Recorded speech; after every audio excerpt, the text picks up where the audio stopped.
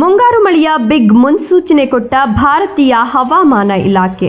ನಮ್ಮ ಕರ್ನಾಟಕದಲ್ಲಿ ಹೇಗಿದೆ ಮಳೆಯ ಅಬ್ಬರ, ಏನೆಲ್ಲ ಅಲರ್ಟ್ ಕೊಟ್ಟಿದೆ IMD. ಹಲೋ ಫ್ರೆಂಡ್ಸ್, ನಮಸ್ಕಾರ. ನಾನು ವಿಮಲಾ ನಾಗರಾಜ್. ಕಳೆದ ಕೆಲ ವಾರಗಳಿಂದ ಮಳೆ ಎಲ್ಲಿ ಹೋಯ್ತು, ಭೂಮಿ ಯಾಕೆ ಇಷ್ಟೊಂದು ಸುಡುತ್ತಿದೆ, ರೈತರು ಹಾಕಿದ ಬಿತ್ತನೆ ಬೀಜ ಏನಾಗುತ್ತೆ ಅಂತ ನೀವೆಲ್ಲ ಯೋಚನೆ ಮಾಡ್ತಾ ಇದ್ರಾ? ಹಾಗಾದ್ರೆ ನಿಮ್ಗೊಂದು ಬಿಗ್ ಬ್ರೇಕಿಂಗ್ ನ್ಯೂಸ್. ಹೌದು, ವರುಣದೇವ ಕಂಪ್ಲೀಟ್ ಆಗಿ ಸೈಲೆಂಟ್ ಆಗಿದ್ದ ದಿನಗಳು ಮುಗಿದ್ವು. ಭಾರತೀಯ ಹವಾಮಾನ ಇಲಾಖೆ ಅಂದ್ರೆ IMD ಈಗ ಕೋಟ್ಯಾಂತರ ಜನರಿಗೆ, ಅದರಲ್ಲೂ ನಮ್ಮ ಅನ್ನದಾತರಿಗೆ ಒಂದು ಸೂಪರ್ ಗುಡ್ ನ್ಯೂಸ್ ಕೊಟ್ಟಿದೆ. ಮುಂದಿನ ಕೆಲವೇ ಗಂಟೆಗಳಲ್ಲಿ ಮುಂಗಾರು ಮಳೆ ಅಕ್ಷರಶಃ ಅಬ್ಬರಿಸಲಿದೆಯಂತೆ. ಹಾಗಾದ್ರೆ ಕರ್ನಾಟಕದ ಯಾವ ಯಾವ ಜಿಲ್ಲೆಗಳಿಗೆ ರೆಡ್ ಅಲರ್ಟ್ ಇದೆ, ಎಲ್ಲೆಲ್ಲಿ ಬಿರುಗಾಳಿ ಬೀಸುತ್ತೆ, ಕಂಪ್ಲೀಟ್ ಡೀಟೇಲ್ಸ್ ಹೇಳ್ತೀನಿ. ವಿಡಿಯೋನ ಎಲ್ಲೂ ಸ್ಕಿಪ್ ಮಾಡದೆ ಕೊನೆ ತನಕ ನೋಡಿ. ಹಾಗೆ ನೀವು ಕೂಡ ರೈತರಾಗಿದ್ರೆ ಅಥವಾ ರೈತರ ಮಕ್ಕಳಾಗಿದ್ರೆ ತಪ್ಪದೆ ಒಂದು ಲೈಕ್ ಮಾಡಿ ಮತ್ತು ನೀವು ಯಾವ ಭಾಗದ ರೈತರು ಅಂತ ಕಮೆಂಟ್ ಮಾಡಿ.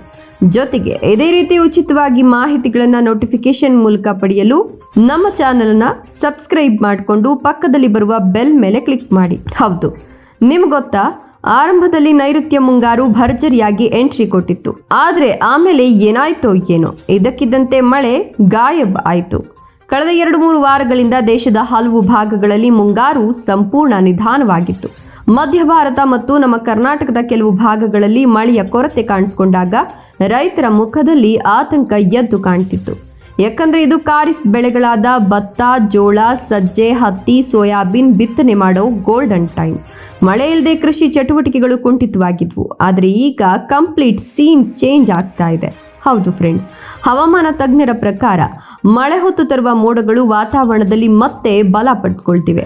ಜೂನ್ ಕೊನೆಯಲ್ಲಿ ಮಧ್ಯ ಭಾರತದ ಛತ್ತೀಸ್ಗಢ, ಮಧ್ಯಪ್ರದೇಶ ಹಾಗೂ ವಿವಿಧ ಭಾಗಗಳಲ್ಲಿ ಭಾರೀ ಮಳೆಯಾಗಲಿದೆ. ಆದರೆ ಕೇವಲ ಸಾಧಾರಣ ಮಳೆಯಲ್ಲ, ಇದರ ಜೊತೆಗೆ ಗುಡುಗು, ಮಿಂಚು ಮತ್ತು ಭೀಕರ ಬಿರುಗಾಳಿಯ ಎಚ್ಚರಿಕೆಯನ್ನ IMD ನೀಡಿದೆ. ಕೆಲವು ಕಡೆ ಗಂಟೆಗೆ 40ರಿಂದ 50 ಕಿಲೋಮೀಟರ್ ವೇಗದಲ್ಲಿ ಗಾಳಿ ಬೀಸಿದ್ರೆ, ಇನ್ನು ಕೆಲವು ಕಡೆ ಬರೋಬ್ಬರಿ 60ರಿಂದ 70 ಕಿಲೋಮೀಟರ್ ವೇಗದಲ್ಲಿ ಬಿರುಗಾಳಿ ಅಪ್ಪಳಿಸುವ ಸಾಧ್ಯತೆ ಇದೆ.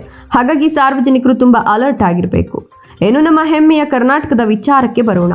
ಕರ್ನಾಟಕದ ಜನರೇ ಗಮನಿಸಿ, ಮುಖ್ಯವಾಗಿ ನಮ್ಮ ಕರಾವಳಿ ಮತ್ತು ಮಲೆನಾಡು ಜಿಲ್ಲೆಗಳಲ್ಲಿ ಜೂನ್ ಕೊನೆಯಲ್ಲಿ ವರುಣನ ಆರ್ಭಟ ಜೋರಾಗಿರಲಿದೆ. ಕರಾವಳಿ ಭಾಗದ ಉಡುಪಿ, ದಕ್ಷಿಣ ಕನ್ನಡ ಮತ್ತು ಉತ್ತರ ಕನ್ನಡ ಜಿಲ್ಲೆಗಳಲ್ಲಿ ಮಳೆಯ ಅಬ್ಬರ ಜೋರಾಗಿರಲಿದ್ದು ಭಾರೀ ಮಳೆಯ ಮುನ್ಸೂಚನೆ ಇದೆ.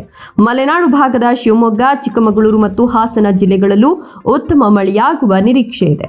ಇನ್ನು ಉತ್ತರ ಒಳನಾಡು ಮತ್ತು ದಕ್ಷಿಣ ಒಳನಾಡು ಜಿಲ್ಲೆಗಳಲ್ಲೂ ಜೂನ್ ಕೊನೆಯಲ್ಲಿ ಮತ್ತು ಜುಲೈ ಮೊದಲ ವಾರದಲ್ಲಿ ವಾತಾವರಣ ಸಂಪೂರ್ಣ ಬದಲಾಗಿ ಭರ್ಜರಿ ಮಳೆಯಾಗಲಿದೆ ಅಂತ ಹವಾಮಾನ ಇಲಾಖೆ ತಿಳಿಸಿದೆ. ನಮ್ಮ ಸಿಲಿಕಾನ್ ಸಿಟಿ ಬೆಂಗಳೂರಿನಲ್ಲೂ ಮೋಡ ಕವಿದ ವಾತಾವರಣ ಮುಂದುವರಿಯಲಿದ್ದು ಮಳೆರಾಯ ಕೃಪೆ ತೋರಲಿದ್ದಾನೆ. ಈ ಮುಂಗಾರು ಚುರುಕಾಗಿರೋದು ನಮ್ಮ ಕೃಷಿ ಕ್ಷೇತ್ರಕ್ಕೆ ಒಂಥರ ಡಿಜಿಟಲ್ ಬೂಸ್ಟರ್ ಸಿಕ್ಕ ಹಾಗೆ.